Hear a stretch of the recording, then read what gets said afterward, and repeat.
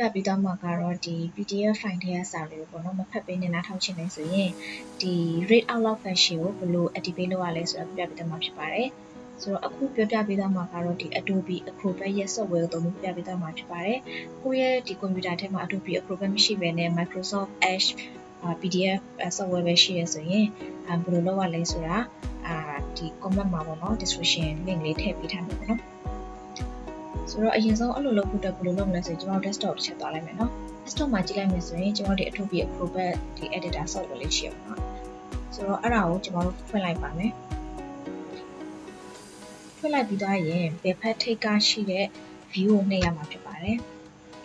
view ကိုနှိပ်ပြီးသားရင်ဒီအောက်ဆုံးရဲ့အပေါ်လေးမှာ read out loud ဆိုတာရှိပါတယ်ဆိုတော့အဲ့ဒါလေးကို activate read out loud ဆိုတာကိုနှိပ်ရမှာဖြစ်ပါတယ်သူ့ကို activate လုပ်လိုက်ပြီဆိုတာနဲ့ကိုကဘယ်နေရာကိုဖတ်ချင်တာလဲပေါ့နော်ထောက်ပြီးလိုက်ပေါ့နော်ဒီမှာဆိုရင်ကျွန်မဒီပုံမှာ click လိုက်မယ်ဆိုတော့ကျွန်မထောက်လိုက်တဲ့ဟာတွေကိုပဲသူကဖတ်မှာဖြစ်တယ်နော်နောက်ပါ function တွေရွေးလို့ရတယ်လည်းကြည့်ရအောင် view ကိုနှိပ်မယ် read out loud နှိပ်မယ်ဒါကကြတော့ဒီ edit ကကြတော့ဒီပြန်ပိတ်တာပေါ့နော်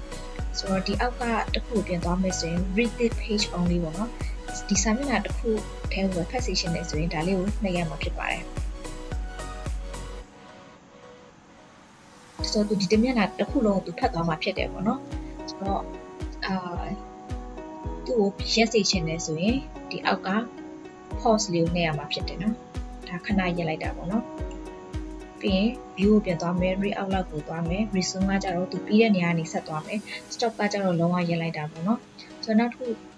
ကကြတော့ဗာလဲဆိုရင်ဒီအလဲက read to end of document ပေါ့နော်ဒီ document ရဲ့အစနဲ့အဆုံးထိပေါ့နော်သူဖတ်သွားမှာဖြစ်တယ်နော်ဒါလေးကိုနှိပ်လိုက်အစကနေဒီစာမျက်နှာ23မျက်နှာရှိရဆိုရင်အဲ့ဒီ